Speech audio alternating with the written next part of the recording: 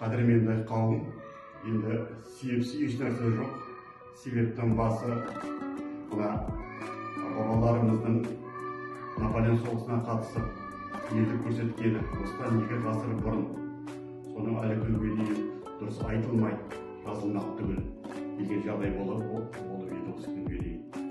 Осыған байланысты тырмысып еңбектеніп, қазір мына ең бастысы егемендіктің арқасында, егемендік болғаннан кейін қай жерлерде архивтердің есігі ашыла басталды. Ол архивтерден деректер ала отыр.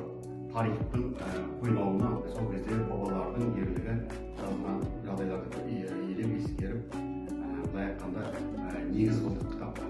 Соған байланысты 3 томды былай айтқанда трилогия дейді, соғыс және бейбітшілік қазақы нұсқа деген атымен қазақша, орысша, французша, ағылшынша 3 томдық кітап шыққан еді.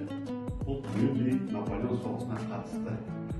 Бұдан қала берді, біздің бабаларымыздың бер жағындағы Кенесары болсын, Махамбет болсын, оның бер жағында болсын, крепостной правоның болғаннан кейін болыстық система, оның бір ұрпақты айда отырып, бүкіл қазақ халқын соғысқа қатысқан айтуға тырысты. Енді осы жақсы Қазақстанда өтті барлық жерде сол мәселелер болды деп айтқымыз келеді. Енді бұның жағдайы сырт жаққа да.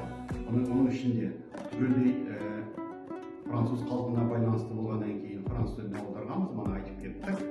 Енді сол осы Францияда ағайындар кітапты электронный вариантын оқып, өте дұрыс жағдай екен. Біз Францияда, оның ішінде Парижде сол кісені өткізейік деп өздері шешім қабылдап, оның енді бастысы біздің Қазақстанның осы Франция еліндегі елшілігі елшісі құнықтап, мұнда бір рахмет. Одан қала берді, осы Париж қаласындағы, Франциядағы қазақ қауымдастығы, оның ішіндегі басшысы Ережеп деген азамат, оны жалғастырып, былай айтқанда. Одан қала берді, Абай Париж қаласының мәдени Абай атындағы орталығының басшысы Баян ханым осы ұйғар көшеде Париждің ортасында, Абай орталығында Қазақстан елшілігінің қанатында өткізген жағдай болды. Енді өте жағдай жақсы өтті. Қазақпын дейтін, ата-бабасын ойлап жүретін, олардың еңбегін ескеретін әрбір қазақ бір кісінің баласындай қатынасып, өзінің айтқанда көңіл ризашылығын білдіріп, кеше үлкен жағдайда осыны өтті. Енді осыны өткізген ұйымдастырған, манағы айтқан ағайындарға мұнда бір үлкен рахмет. 2 ғасыр бойы қан төгіп, еңбек етіп, батырлық көрсетіп, марапат алып, тарихқа қалған бабаларымызды елеп ескеріп, бір кісінің баласындай қатысқан манағы айтқан ағайындарға мұнда бір рахметін айтқым келеді. Франция еліне түгелдей жауапты. Келесі де келуге амандықта саулықта болайық ағайындар. Бұл біздің француз азаматы аты Томатетар, осында Францияда студент, Иналько деген институтта оқып жатыр. Иналько ол шығыстану және шығыс тілдерінің зерттейтін институт. Соның студенті. Бір-екі сөз айтып жүрсің?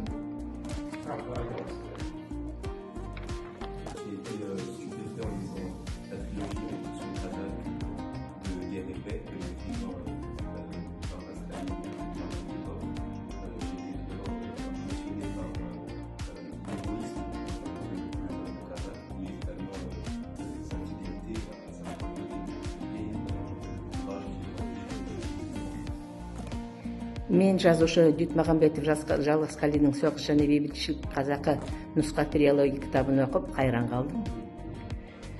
Қазақ халқының көзсіз ерлігіне, берген уәдеге беріктілігіне және тек қолап ата-бабадан келе жатқан жауапкершілігіне.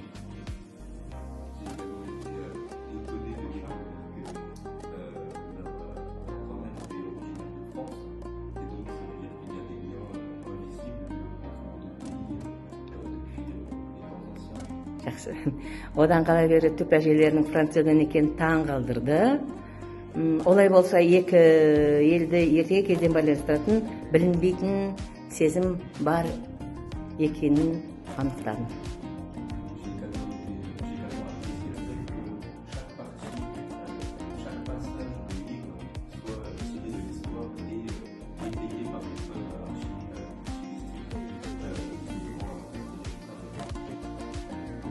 Кітаптағы айтылған барлық жағдайлар тарихтың терең қаптарынан, архивтерден, дәлел деректермен келтіргендері мені өте қуантады.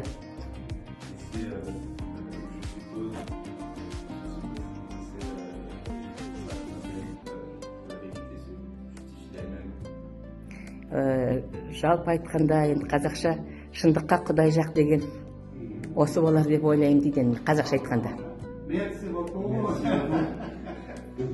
Өмір бойға мұны өндірген қазақ дейді ғой, жау армандаған егемендігі.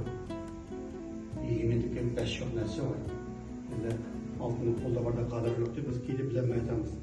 Bonjour, je m'appelle Nadine Pierrot. Je voulais vous présenter les 3 tomes de la guerre de Russie de 1812, plus connue sous le nom de Guerre éclair, avec l'honneur de l'écrivain à mes côtés.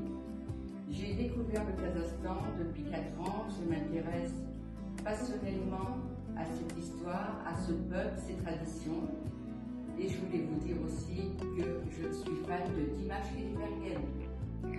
Менің атым Надин Пьеро. Мен осы Францияда, Париж қаласында көп жылдары тәлім тәрбие саласында жұмыс істегенмін.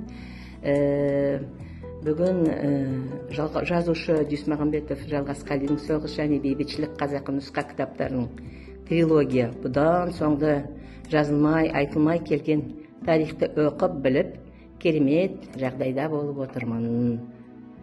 Мен сонымен қоса Димаш Құдайбергеннің шынайы жанкүйерімін. Жалпы қазақ халқы дарынды халық екеніне көзім жетіп, қуанып отырған жағдайдамын.